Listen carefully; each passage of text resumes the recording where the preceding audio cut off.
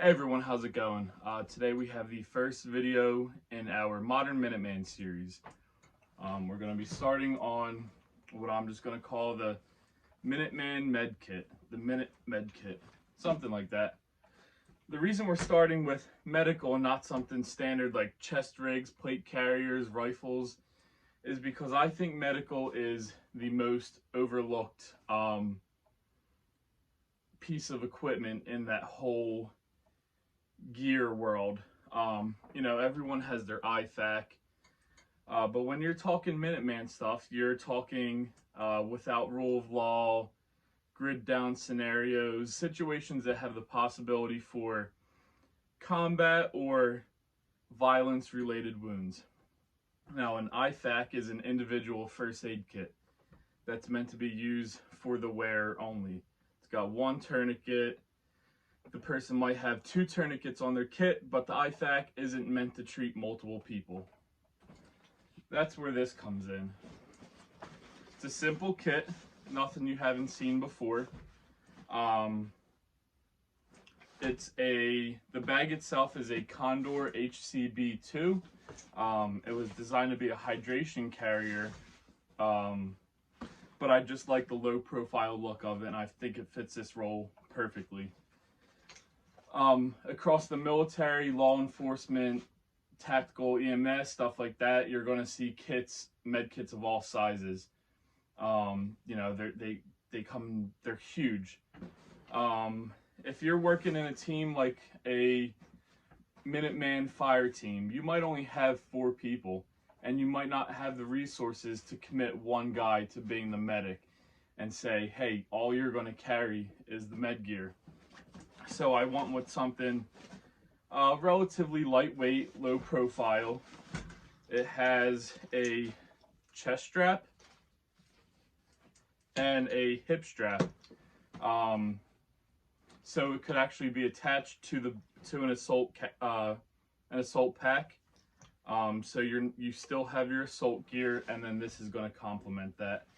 The reason I also wanted something lightweight is if someone's down and they're bleeding out and they're injured, seconds matter. You don't want to be weighed down with gear you're not going to use, because you're not going to treat a lot of stuff under fire. You just need to stop the bleeding and make sure they stay alive. So I went with something lightweight that, one guy could grab it like a football. You're not overcumbered, and it's going to fit. It's going to stop the bleeding. So without further ado, we'll get into it. So starting off on the side, it has these 2 kind of discrete pouches. In one, I keep a couple simple meds, acetaminophen, ibuprofen, and some antihistamines. That's just, reduce swelling, fever, and obviously allergic reactions.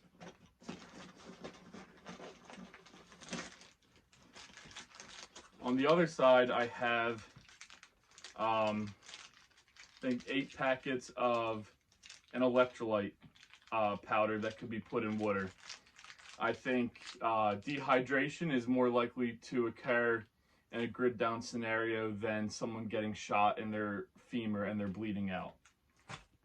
And then I also have some wild berry energy gel. It's high in carbs and pretty high in sugar. So this would be, if someone has some sort of blood sugar illness, or, you could just give, it's kind of similar to dextrose that you'd give to a diabetic.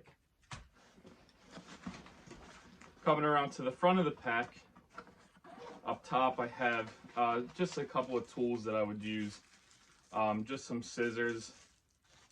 This is a saline cleaning solution, some tape, and then this is a CPR mask. Oh, and tweezers. Going to this bottom pouch, I have I only have a couple things in here. So on this front flap here, I keep 3 pairs of gloves, medium, they fit most hands, so that's what I keep. Or larger, I don't know. So I put, I wanted bigger pockets, and I wanted to be able to divide the contents instead of this back pouch. So I just put in a double AR mag pouch, and there's actually Velcro on this, and I just put some Velcro strips on the back of the pouch so it can stay in there. And in here I have 3 bandages. They could be used for compression, for a makeshift sling. They have a lot of uses. And then I have 3 Mylar emergency blankets. Hypothermia, shock treatment. And then getting into the main packet, or main pouch, I have a Booboo Kit in the back. This just has bandages, alcohol, prep pads, safety pins, Neosporin, and moleskin. Again, you're more likely to get a blister on your foot than you are to get a sucking chest wound. So you have to be able to take care of all of that stuff.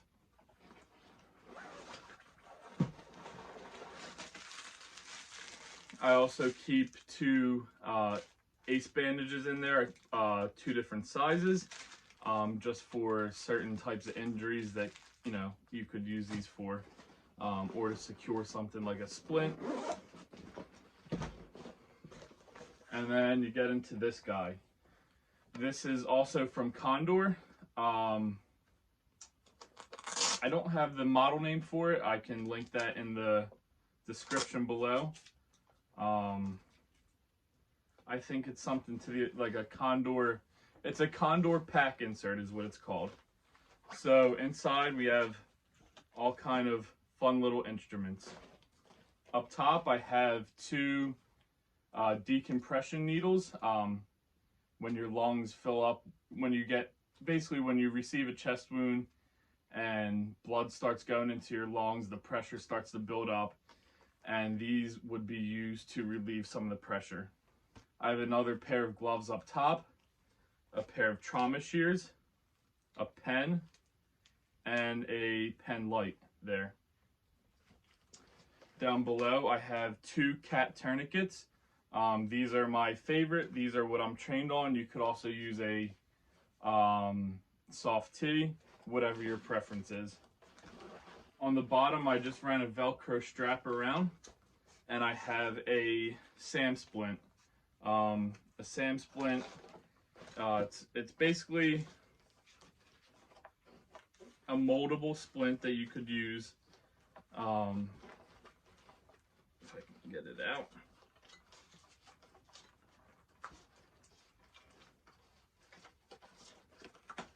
So it's soft on the outside, but you can mold it around. So if you needed to splint someone's arm up or splint a ankle or whatever your need is, it's very adaptable.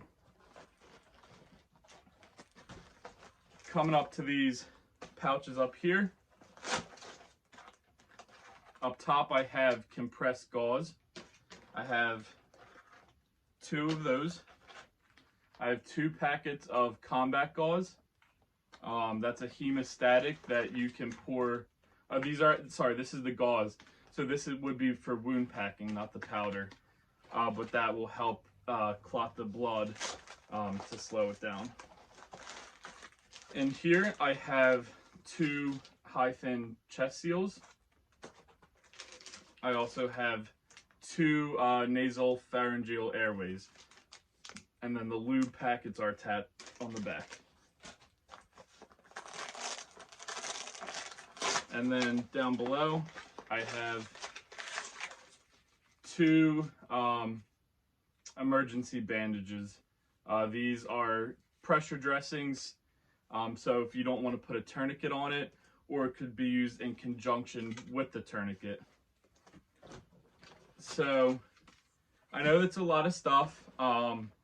If someone has any specific questions on why have a piece of gear, what it's there for, what its intention is, you could ask that in the comments and I'll definitely answer that. But like I said, this is it's not an all-encompassing kit. It doesn't have everything, but it has more than the standard Ifak would have. This could be used to treat your team. It could be used to treat wounded civilians, or you know, another team that may not have the equipment that you have. And it could also be used to treat an enemy combatant. You know, this isn't for World War III. This could be for riots that are getting bad, and you don't want anybody to die. That's never your intention. So just because things are bad, maybe someone got desperate because you know, the power's been out for a while and they need to get food, or they need whatever. They might just be trying to do what they need to do for their family to survive. So if something happens to them, you have the equipment on you to help them out. And then the reason, real quick, the reason I like this thing, it's got these big handles on the top. So if I keep, you know, I can keep this partially open and rip this out if need be.